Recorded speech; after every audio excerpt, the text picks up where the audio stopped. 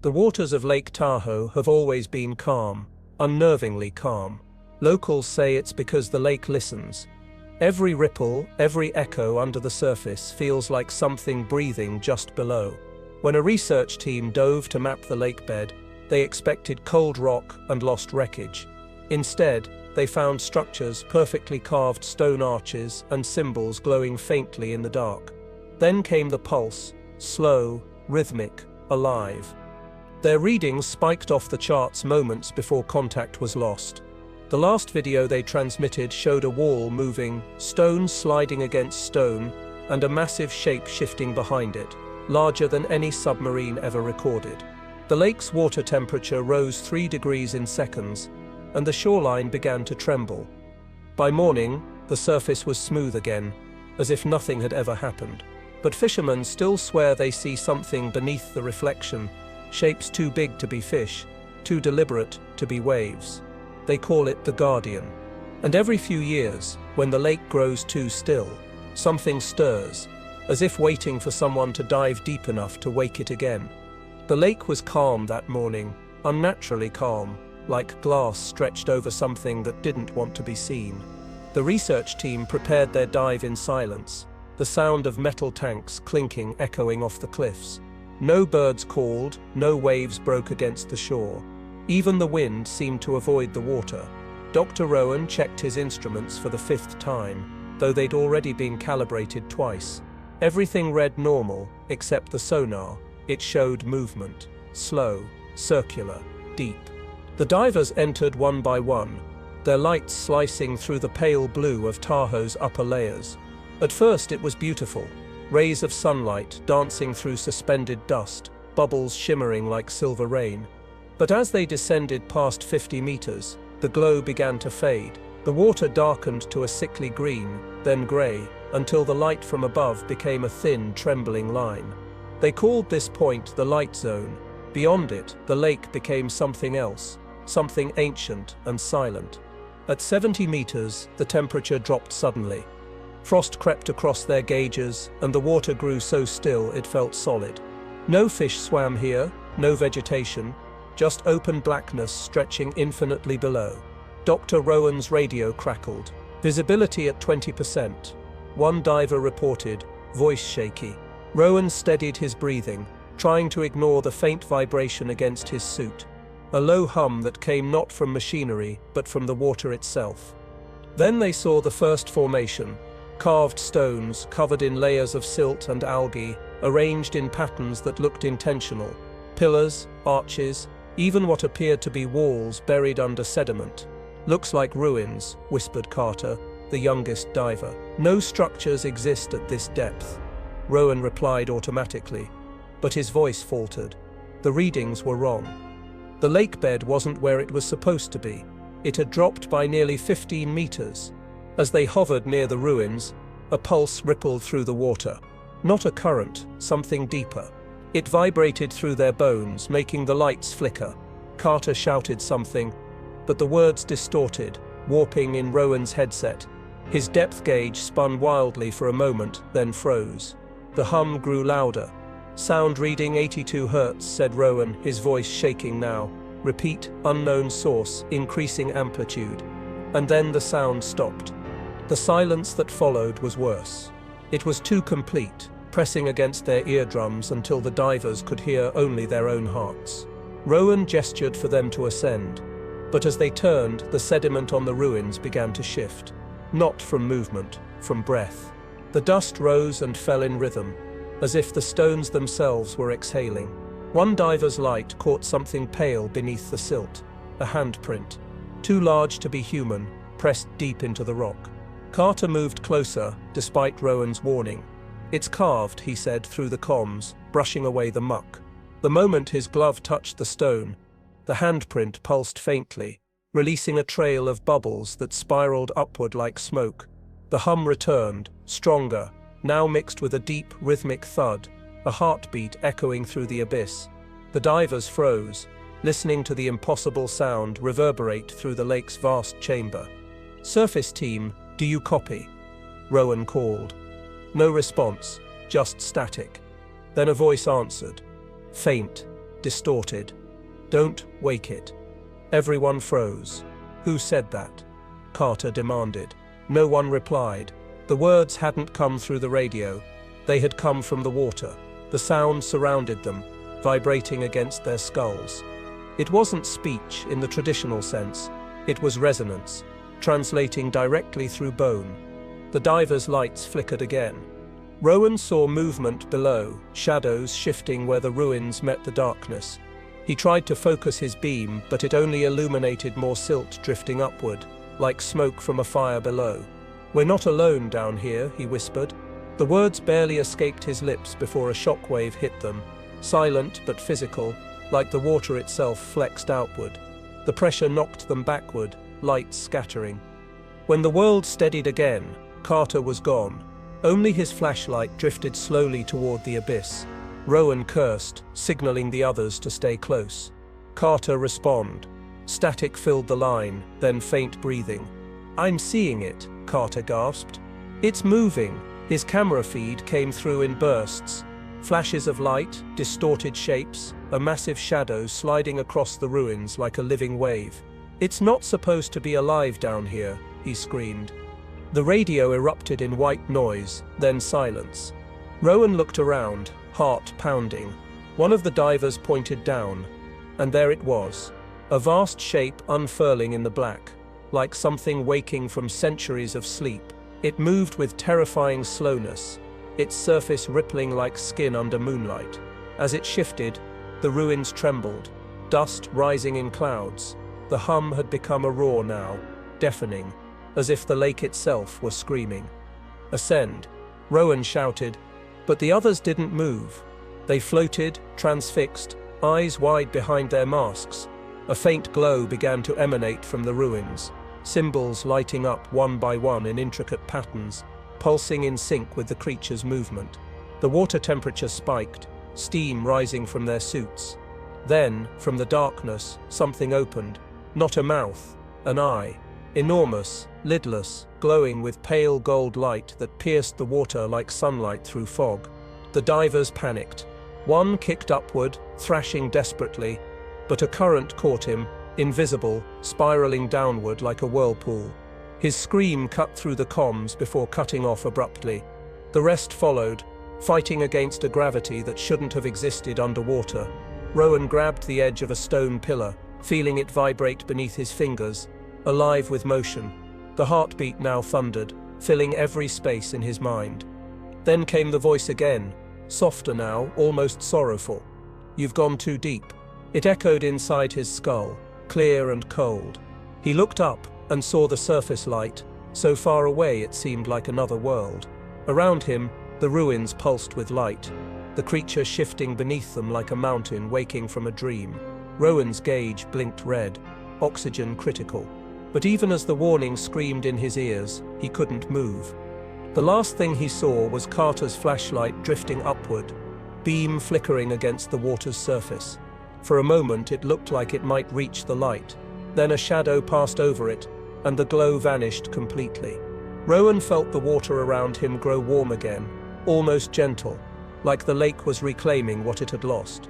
And as he finally drifted into darkness, one thought echoed in his fading mind.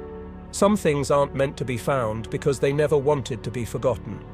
The morning after the dive, the surface team reported strange distortions in the water, small, circular ripples forming on their own, spreading across the lake like quiet tremors. The sonar kept pinging false readings, as if something enormous was just below, moving in slow, deliberate circles. Dr. Rowan's oxygen tank and camera were recovered tangled in lakeweed, but his body wasn't. The footage on the camera was half corrupted, flashes of light, shifting shadows, and something vast moving behind him before everything turned to black. By noon, the military had sealed off the area. Officials called it an equipment failure. But the locals weren't convinced. Fishermen along the northern ridge claimed they could hear voices coming from the water. Not echoes, not wind, but whispers. They were too structured, too deliberate. Late that night, one old man swore he heard someone calling for help, in a voice that sounded exactly like his brother's, a man who'd drowned there 30 years earlier. Meanwhile, at the research lab, Dr. Voss, Rowan's lead assistant, replayed the recovered audio from the dive. The recording was filled with low, pulsating tones, frequencies below human hearing. When filtered, they revealed patterns resembling words. "Do not disturb the chamber," one section repeated faintly, followed by what sounded like breathing. Voss leaned closer to the speakers and whispered, "Who are you?" The static shifted, and for a moment, it whispered his name back. The next day, divers were sent again, not to search for Rowan, but to locate what the government called anomalous architecture. The team descended cautiously, following the last known coordinates. At 50 meters, the water turned darker than it should have, as if sunlight refused to enter. They found the ruins easily, but something had changed. The silt had cleared, and the structures now stood clean and defined, every edge sharp, every surface etched with glowing patterns. They ventured deeper until they found the entrance, a wide, circular archway carved with symbols that pulsed faintly like veins. Inside, their lights cut through endless halls of black stone. Columns rose into darkness, covered in carvings that looked disturbingly organic, almost like ribs. One diver touched the wall and flinched. "It's warm," he said. They moved carefully, each breath echoing in a space that felt alive. At the center of the structure stood a massive chamber, round, perfectly symmetrical, with a floor made of mirror-like stone. In the middle was a raised platform covered in markings that spiraled inward toward a hollow pit. When they shone their lights inside, the beam was swallowed instantly.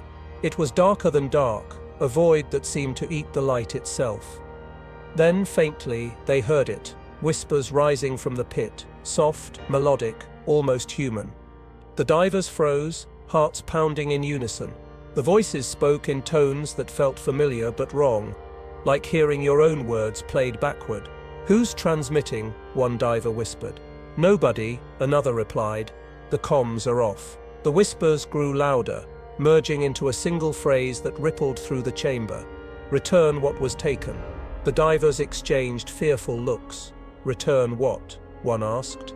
The voices didn't answer. They laughed instead, a sound that made the water vibrate. Voss, monitoring from the surface, caught fragments of the transmission. Static filled the feed. Then a voice, one that shouldn't have been possible. "Voss, you shouldn't be here." It was Rowan. His voice was weak, bubbling, but clear. "It's awake. Don't open the silence." The monitors flatlined, one by one, their screens flickering with a pulse that matched the divers' heart rates. Inside the chamber, one of the divers screamed, a short, sharp sound that ended abruptly. The others turned their lights to find him, but he was gone. Only his tether remained, frayed clean through. The whispers grew chaotic now, thousands of overlapping voices speaking at once. The water shimmered, distorting their reflections on the mirrored floor. Each diver saw themselves, but their reflections were smiling. Panic broke. One diver bolted for the exit, but the archway was gone, replaced by solid stone. The chamber was shifting, the walls breathing in slow, rhythmic waves. Their lights flickered wildly, and the voices changed again, softer now, like lullabies. "Stay," they whispered. "You've seen too much." The remaining divers backed toward the center platform. Beneath their boots, the floor began to pulse. Something below was moving. A crack opened down the center of the chamber, light seeping through like liquid fire. The whispers stopped. For a moment there was peace, stillness so deep it felt sacred. Then a sound rose from the pit, low and wet, like 1,000 bubbles bursting at once. The divers turned toward the noise, and one began to pray. From the darkness something reached upward, long, boneless, and pale as the lake's underlight. It touched the nearest diver's helmet with surprising gentleness, dragging a finger down the glass. Wherever it touched, frost bloomed. "Please," the diver whispered.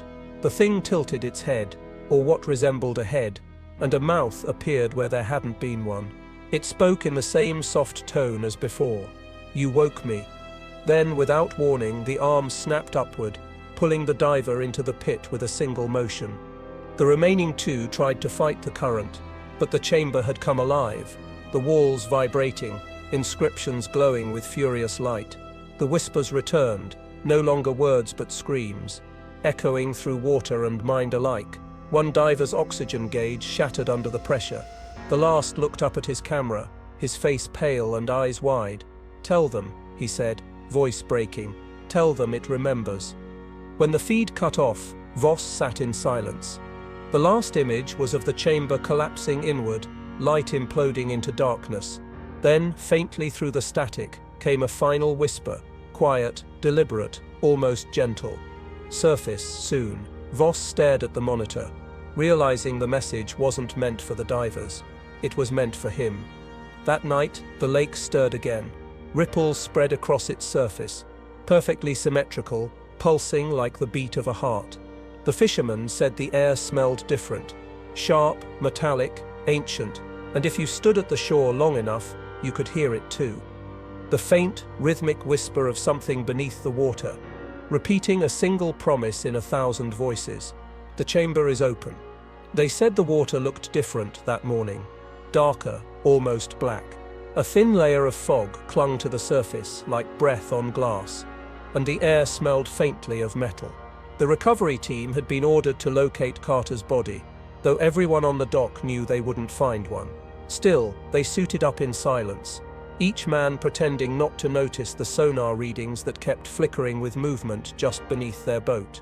The captain muttered, "No currents today, so why's the water shifting?" No one answered. Diver Morales was the first to enter. The cold hit like knives, and the deeper he went, the quieter it became. Even the sound of his own breathing seemed stolen by the water. He followed the guide rope down, light cutting through the green-black haze. At 20 meters, he passed the remains of the last research frame. Torn metal, wires drifting like jellyfish tendrils. Then, something caught his light.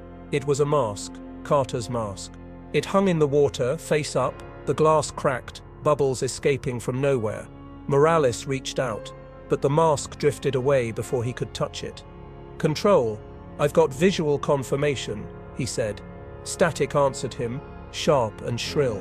"Repeat," he tried again. This time a voice whispered through the headset, faint but clear. "He's not gone." Morales froze. It wasn't his team's voice, it was Carter's. "Base, who's on Channel 3? He demanded, heart pounding. The comms hissed again, then silence. The mask had vanished. The water felt heavier now, pressing down on him, like something above was sealing him in. His depth gauge read 40 meters, but it felt deeper. Then his light found something else. The outline of a man standing upright on the lake bed. It wasn't moving. "Visual on target," he whispered. Subject, standing. The figure faced away, motionless, arms hanging loose. Its suit looked identical to Carter's. Morales circled carefully, beam trembling in the dark. "Sir, confirm ID." The rest of his sentence died. The thing's helmet was empty. No face, no head, just blackness stretching inward like a tunnel. The diving suit moved slightly, water rippling through the fabric as if something inside was breathing. Morales stumbled back, panic rising. "Surface, I need a line pull." No response. The comms crackled, and then a laugh. A single, low, gurgling laugh that sounded half human, half bubbling water. Morales turned off his mic, but the sound didn't stop. It was coming from the water around him, vibrating through his suit. Then a voice followed, soft and slow. He stayed where the light couldn't reach. The figure twitched. One arm lifted, jerking unnaturally, pointing at Morales. The diver screamed and kicked upward. The rope snapped. Not frayed, snapped. The surface team shouted through the channel, but all they heard was ragged breathing and faint, rhythmic knocking. It took 3 minutes before they pulled Morales' lifeline up, cleanly cut, the fibers slick and cold. "Reel in the camera feed," someone yelled, but the image was pure static. Then, for one frame, the static cleared. A face appeared, white, swollen, eyes open, staring directly at the lens. On the shore, Voss reviewed the footage frame by frame. The face didn't match Morales. It was older, bloated, but the eyes were moving, aware. Behind the face, faint shapes floated in the dark. Silhouettes of bodies, upright, gently swaying as though tied by invisible strings. When the light flickered, He could have sworn some were wearing old-style diving suits from the 1940s. The lake had been swallowing people for generations. The following night, a single radio signal came through at 3:13 a.m., the same frequency used by the dive crew. "Surface team, do you copy?" The voice was clear, calm, human. Voss bolted upright. It was Morales. "Morales," he said, into the transmitter. "What's your status?" Static filled the room, then came the reply. "The light doesn't work down here anymore." The line went dead. By dawn, the sonar detected faint movement, dozens of small pings orbiting near the ruins. The readings moved in a perfect circle, equidistant from each other, as if forming a pattern. Engineers confirmed there were no known currents strong enough to cause such symmetry. The team was ordered to shut down operations, but one guard on night shift swore he saw a light beneath the dock, a diver's lamp, moving slowly toward shore. He called for backup, but when they arrived, the light was gone. In its place was a single oxygen tank, rusted and leaking bubbles, floating upright like a marker. On its side, in smeared red paint, were 3 words: "Still down here." The handwriting was shaky, but the serial number belonged to Morales's suit. The tank bobbed gently before sinking without a sound, as though pulled from below. For days after, strange signals kept surfacing on the lake's frequency, voices whispering coordinates, sometimes humming. Every recording technician described the same eerie thing. Whenever they played the tapes back, the voices synced perfectly with their heartbeats. The phenomenon stopped when they turned the equipment off, only to resume the moment it powered back on. Voss tried to leave the project. He submitted his resignation, booked a bus out of the region. But the night before his departure, his phone began vibrating. Unknown number, no voice at first, just the sound of heavy breathing and water dripping. Then, faintly, a familiar whisper: "You should have brought the light." The call ended. His phone screen filled with static, even though no signal reached the valley. Weeks later, hikers found a diving helmet washed ashore miles from the main dock. Inside was a camera. The last recording showed a man descending far deeper than modern suits could withstand. The timestamp matched the night Morales vanished. At the end of the footage, the diver looked up, and a hand reached down from the blackness, touching his helmet gently, as if welcoming him home.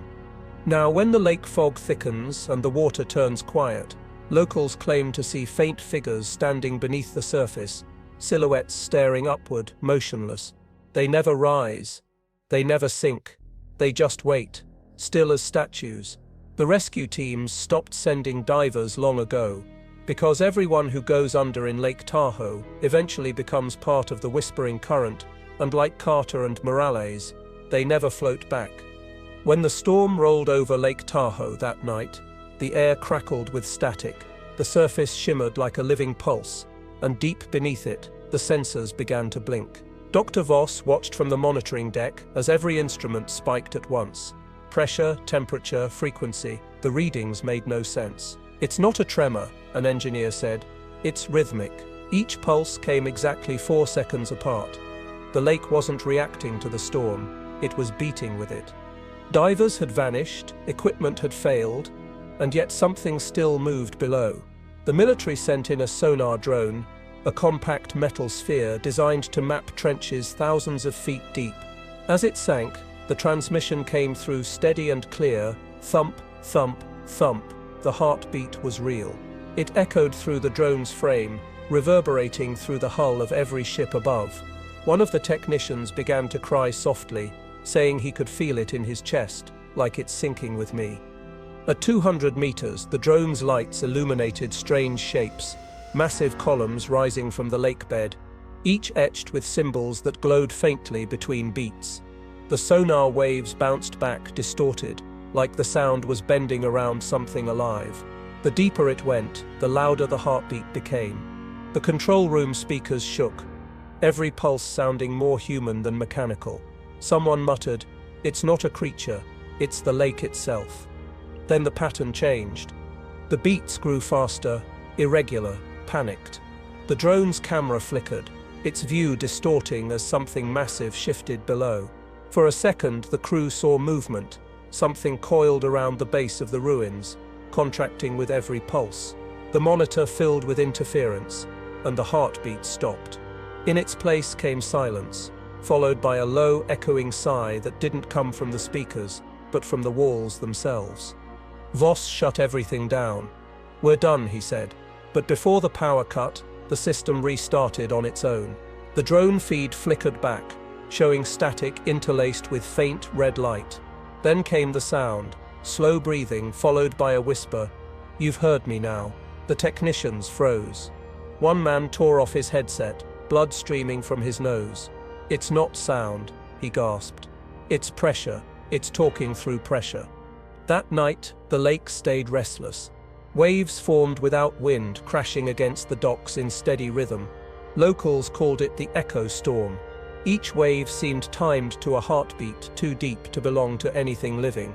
On the shoreline, several glass windows cracked simultaneously, as if vibrating from an unseen bass note. Inside, recordings captured whispers beneath the sound. When amplified, the words were unmistakable. "I remember you." Voss reviewed the last 15 seconds of the drone feed. Amidst the static, a shape appeared, large, luminous veins glowing beneath translucent flesh, stretching upward before disappearing into darkness. The echo of the heartbeat followed, now slower, softer, like it was fading into sleep again. But the readings said otherwise. Something down there had woken up, and it was learning the rhythm of the surface world. 2 days later, the shoreline wildlife began dying. Fish floated belly up, their bodies unmarked but bloated, eyes wide as if they'd drowned in terror. Birds refused to land on the water. The air above the lake felt heavy, humming faintly like a generator. Even the locals who lived miles away claimed to hear it at night, that same slow, steady pulse under their floors, like the ground itself was alive. Then, without warning, it stopped. Every vibration, every frequency, went silent. For the first time in weeks, the lake was perfectly still. The quiet stretched for hours, until Voss's phone began to ring. It was the unmanned research buoy in the center of the lake. Its microphone had activated on its own. When Voss answered, there was no voice, no wind, just the faint, steady sound of a heartbeat again, slower this time, heavier. But with each thud, something else whispered through, words forming in between beats. "Closer," it said. "Listen closer." Voss stared at the screen, his chest tightening with each pulse. The pressure was too much. Glass rattled, instruments shook, and still the heartbeat grew louder. He cut the connection, but the sound didn't stop. It was inside the room now, echoing through every metal surface, vibrating in his bones. He could feel it sinking with his own heart. "It's matching me," he gasped. Panicking, he ripped off his chest monitor. The readings were identical, the same rhythm, the same intervals. His pulse and the signal from the lake had become one. He staggered to the control board, smashing buttons, but the system refused to shut down. On every screen, one phrase appeared in glowing text: "The heart does not forget." Outside, the water began to glow faintly, not bright, but deep and red, like embers stirring under ash. The sound rolled through the valley, shaking trees and cracking frozen soil. The echo wasn't just heard now, it was felt across miles. Seismographs registered it as a pulse wave, rhythmic, alive. Townspeople called it the sound of the deep. Scientists called it impossible. By dawn, everything stopped again. The glow faded, the instruments went cold, but the recordings remained, a perfect trace of the same 6 beats repeating endlessly. Every playback revealed something new between the echoes. Faint voices, overlapping, murmuring words in ancient cadence. "We are awake," they said, "and we remember the surface." Voss never returned to the lab after that night. They found his chair overturned, his headset still humming with faint static. The last file on his recorder was short, just 12 seconds long. In it, his voice whispered shakily, "It's not a heartbeat, it's knocking." Then from the background, a second voice, calm, deep, and impossibly close, whispered back, "Then open the door." To this day, the lake's sensors still detect faint pulses every few nights. Too deep to map, too steady to be random. Some say it's the pressure equalizing, Others say it's the Guardian's heart, still beating beneath the echo, waiting for someone to listen long enough to hear the next word. The air around Lake Tahoe turned colder than it should have been. The wind stopped, the trees froze mid-rustle, and the water went glass still, perfectly smooth, as if waiting. From the shoreline, it looked calm, but beneath the surface, something ancient stirred. The seismic sensors lit up again, but this time it wasn't a heartbeat. It was heat, waves of impossible temperature surging upward from the black depths, where no sunlight had ever reached. Scientists thought it was volcanic activity, a minor geothermal rupture, but the readings told a different story. The heat spikes came in pulses, evenly timed, almost intelligent. Dr. Voss compared the waveform to the earlier heartbeat patterns, and went pale. It was identical, except this time, it burned instead of beat. "It's not heating the water," he whispered. "It's remembering it." Down at the southern dock, the metal of the railings began to warp slightly, as though exposed to invisible flame.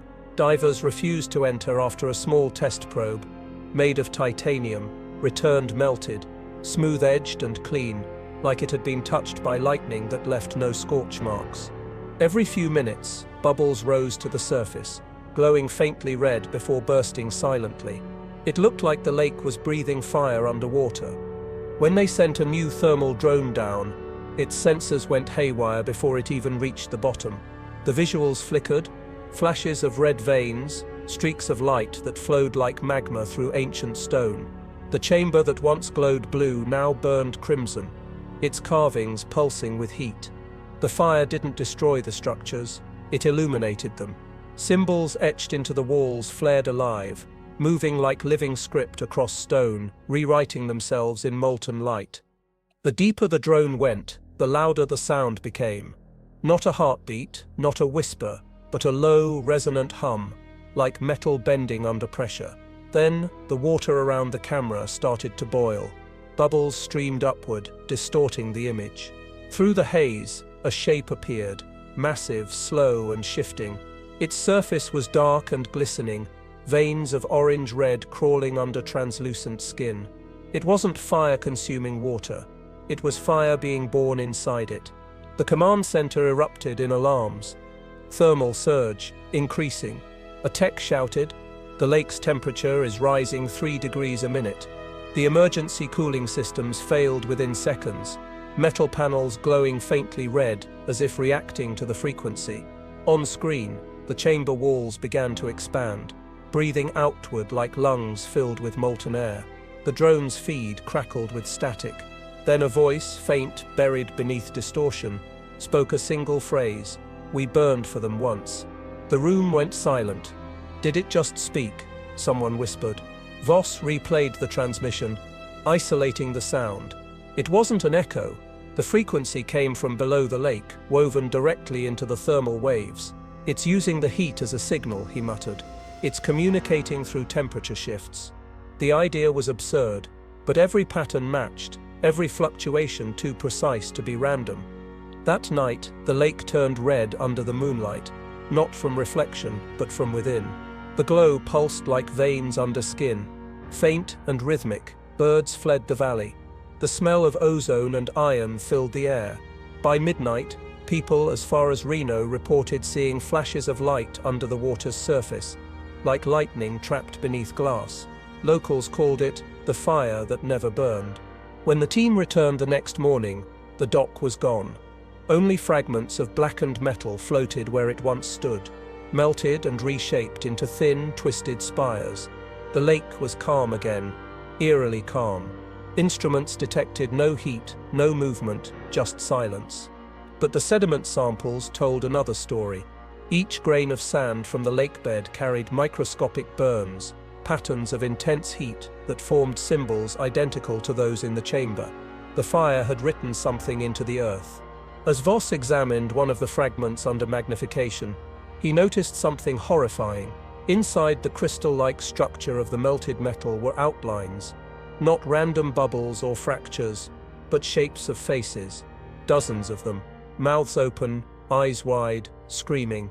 They weren't burned onto the metal, they were fused inside it, like the heat had captured them mid-breath. "It's recording," he whispered. "The fire remembers." 3 days later, every piece of recording equipment from the site failed simultaneously.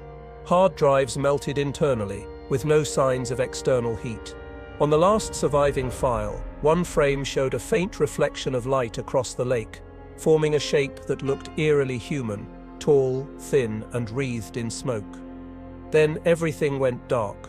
Power across the research station cut out for exactly 7 minutes and 13 seconds. When it returned, all instruments showed a single temperature reading 451 degrees Celsius, the ignition point of fire. From that moment, the lake began to cool unnaturally fast. The air felt hollow, as if the warmth of life itself was being drained. Snow fell that same night, though it was midsummer. Yet when scientists analyzed the ice that formed along the edges, it contained traces of ash.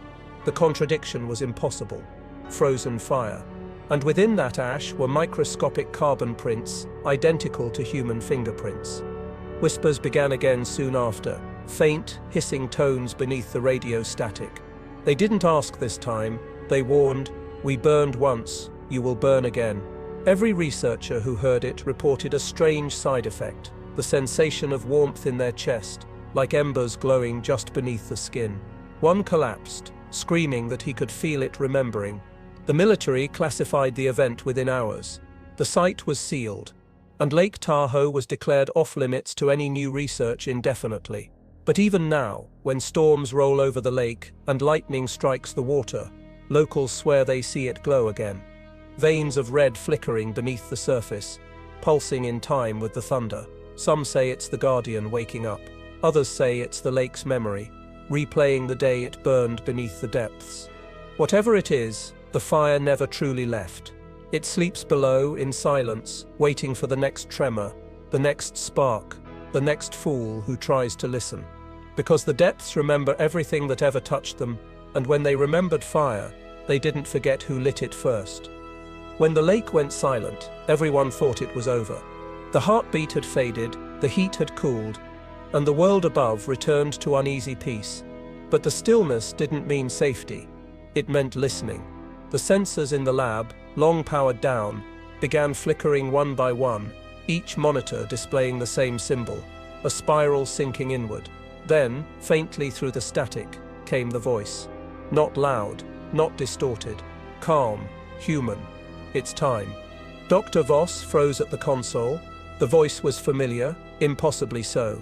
It was Morales, the diver who never floated back. "Morales, do you copy?" he shouted into the mic, but the channel was dead. The voice continued, unaffected. "It's awake." The words were slow, deliberate, stretched by the weight of water. Then the lights went out. Only the sonar screen remained, glowing faint green as a single mass began to rise from the depths. The reading was small, a vague shape moving slowly upward. Then within seconds it expanded beyond measurable range. The sonar operator stammered, It's the whole lake." The signal was so strong it overwhelmed the sensors, warping the data feed into rhythmic patterns that pulsed like language. Each wave carried information, not random noise but structured sound. The sleeper wasn't just rising, it was answering. Outside, the surface began to move. Not with ripples or waves, but with breath, a slow expansion and contraction, as if the water itself were exhaling. The air filled with a low-frequency hum that made bones ache and windows rattle. Locals miles away woke from their beds, clutching their chests, saying they felt called to the lake. Some walked barefoot through the forest toward the shore, their eyes blank, whispering in unison, "We hear you." The research compound descended into chaos. Radios blared with overlapping voices, all repeating the same 4 words. "We are not gone." The feed from the shoreline cameras showed the fog rising like smoke, thick and luminous. Through it, faint outlines moved. Tall, indistinct figures standing at the water's edge, their shapes flickering between human and shadow. The static merged into one low, steady tone that grew stronger with every passing second. Then came the flash. A light erupted beneath the lake, white and soundless, illuminating the entire valley for an instant. The water boiled but never broke. The light was not fire, it was energy pulsing upward like veins of electricity through liquid glass.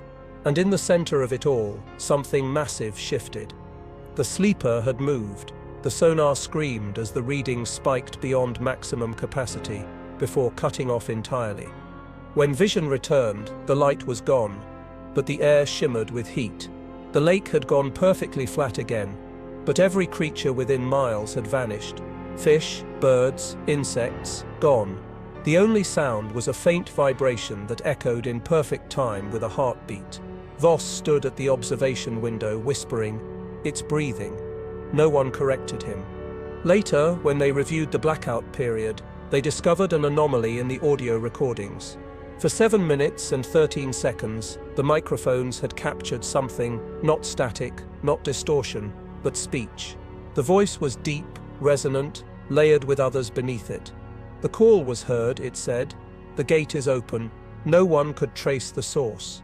The sound came from everywhere and nowhere, as though the air itself had spoken.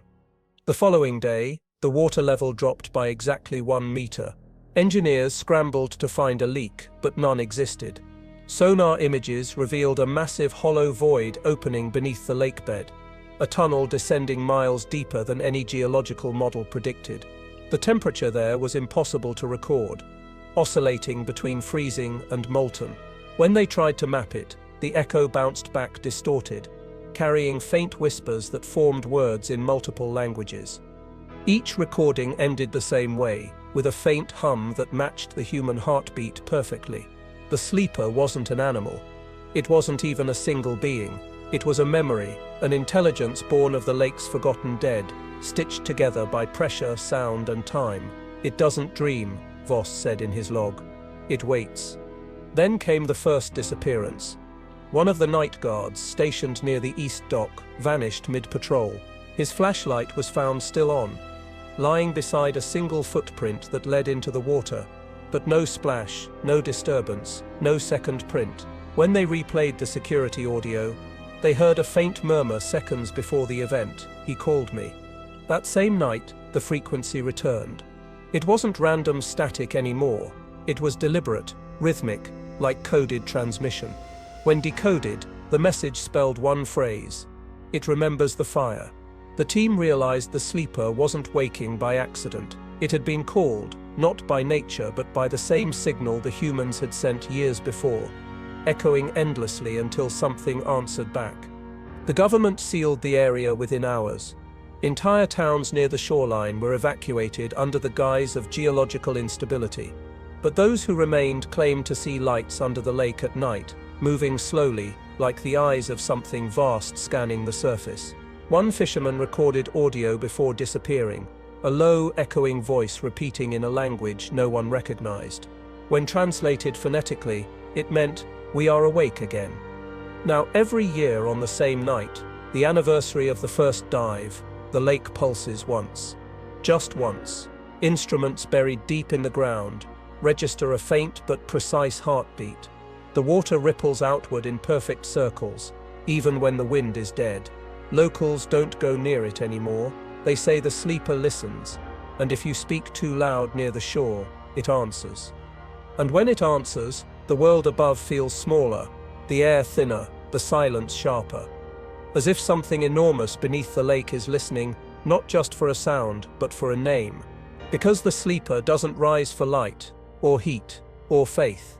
It rises only for memory, the kind that never dies, the kind that waits for the next voice to call it again. After the sleeper stirred, the lake no longer behaved like water. It rippled when there was no wind, pulsed when there was no storm, and reflected things that weren't there. The locals said the surface looked alive, like glass that breathed. Scientists sent instruments to measure its density, but they returned readings that defied physics. The water had memory. Every vibration, every sound, every voice that had ever echoed through the valley seemed to replay itself in faint whispers, looping endlessly beneath the surface. At night, the lake glowed faintly, not bright, but deep, like moonlight trapped underwater. On calm nights, people claimed they could see images beneath the surface, as if the lake was dreaming. Whole scenes would shimmer through the water. Soldiers marching, divers descending, the ghostly outlines of faces pressed against the ripples, eyes wide open. No one dared to stay long after seeing that, because sometimes the reflections looked back. Dr. Voss returned one last time. Despite the warnings, he said he needed to confirm something. The lake isn't reacting, he told his assistant. It's remembering. It's showing us what it dreams of. The research station had been abandoned for months. Vines crawling through the cracked windows, wires humming faintly even without power. Yet when he stepped inside, the monitors flickered to life, one by one, displaying an endless sequence of coordinates spiraling inward, straight into the heart of the lake. The first time he looked into the water again, it was calm, deceptively so. His reflection shimmered, but then it split into two, the second image staring back with its mouth slightly open, whispering something he couldn't hear. The sound rose through his ears, faint, rhythmic, like breathing underwater. The reflection moved before he did, and when he blinked, he saw behind it another landscape, a whole world submerged beneath his own. He dropped a camera probe into the water. Instead of descending, it drifted horizontally, as if caught by invisible current. The feed came through clear. The bottom of the lake was no longer the bottom. It was open, like a horizon in reverse. The probe passed over ruins, colossal structures made of smooth black stone, all pulsing faintly with light. The deeper it went, the more the light turned blue, forming veins across walls that resembled circuitry. The water was dreaming of itself, alive, intelligent, ancient. Then the feed distorted. A shadow appeared in the distance, slow, enormous, shifting. The probe's sensors detected a temperature drop followed by faint electrical pulses, almost like neurons firing. The voice returned through the speakers, this time layered, not one, but many voices, overlapping in harmony. "The surface is sleeping," they said. But we never did. The sound wasn't threatening. It was mournful, like a lullaby sung by something that remembered being human. Voss tried to speak back, whispering, "What are you?" The reply came instantly, vibrating through the glass of the monitor. "What you left behind." The words echoed through the room, until every metal surface began to hum. He stepped back as the lights flickered, his heartbeat syncing with the sound.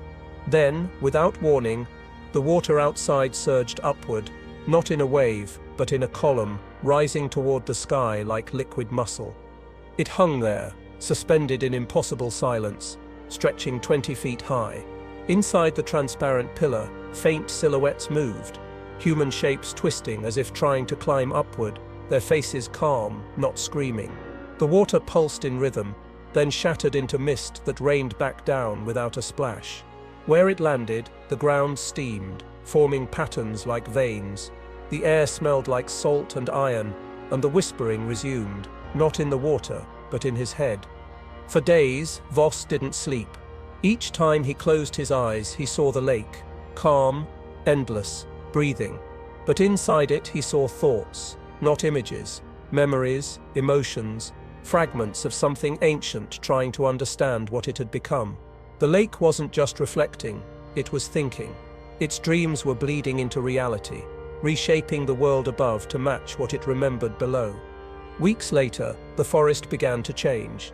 The soil near the shoreline shimmered faintly, water seeping from the roots even during drought. The trees closest to the lake grew twisted. Their trunks spiraled like whirlpools frozen in time. When it rained, the droplets didn't fall straight down. They curved, drawn toward the water, as if pulled by gravity that only existed near the surface. The entire ecosystem had started to synchronize with the lake's pulse. Then the dream spread further. People in nearby towns began reporting vivid visions whenever they slept, of walking beneath the surface, breathing without drowning, hearing a faint hum that matched their heartbeat. One woman claimed she woke up with her hair damp and sand under her nails. Another swore she saw the lake watching her through her window, even though she lived 20 miles away. Psychologists called it echo fever. The locals called it the water's call. When the government returned to quarantine the region, their drones malfunctioned the moment they flew over the water. The lake reflected nothing. It became a perfect void. The sunlight hit it and vanished. Cameras recorded only static.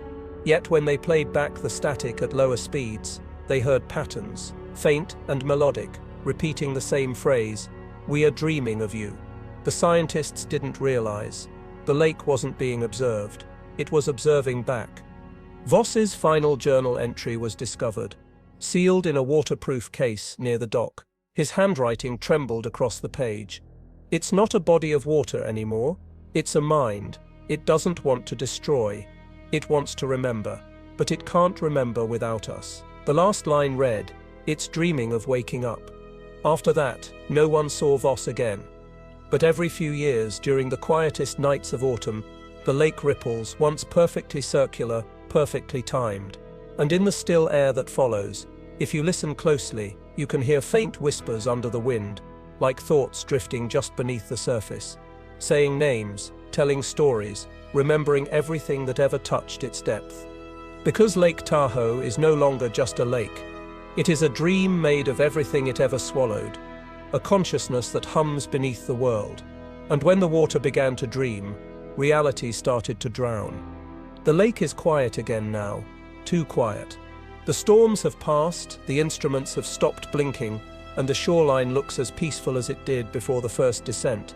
But everyone who's been near it knows that silence isn't peace, it's memory. Beneath that glassy surface lies something that has learned to dream, something that never forgot the touch of human curiosity.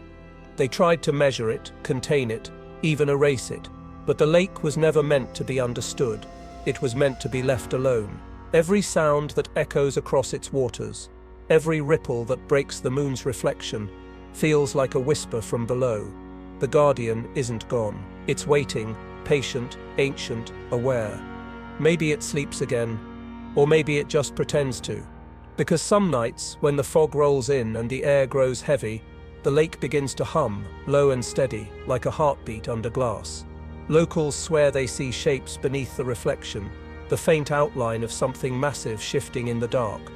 If you ever stand at its edge, don't listen too long. Don't stare into the stillness. Because Lake Tahoe doesn't just hold water, it holds memory, and when it remembers you, it dreams you back.